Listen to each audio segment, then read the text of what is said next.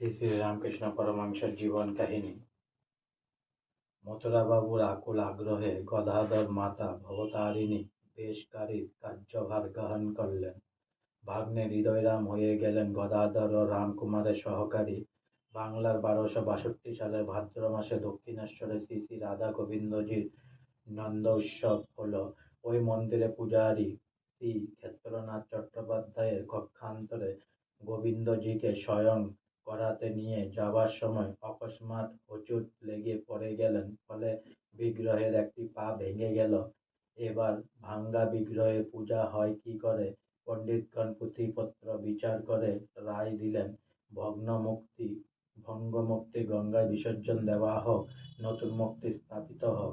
কিন্তু সহজ সরল ব্যাখ্যা, গদাধরের রানীর জামাইদের কেউ যদি পরে পা ভেঙে ফেলত, তবে কি তাকে ত্যাগ করে আর একজনকে তার জায়গায় এনে বসানো হতো?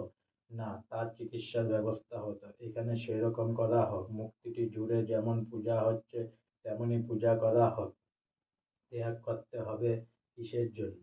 কারো মুখের আর বাক্য স্ফুরণ হলো না। গদাধর নিজে মূর্তিটির ভঙ্গচরণ জুড়ে দিলেন। ক্ষেত্রনাথের চাকরি গেল। রাধা গোবিন্দজির নিত্য পূজার ভার আপত্ত হলো গদাধরের উপর। দাদা রামকুমারের বয়স 50 উত্তীর্ণ হওয়ার থেকে শরীর অট্টু হয়ে আসছিল।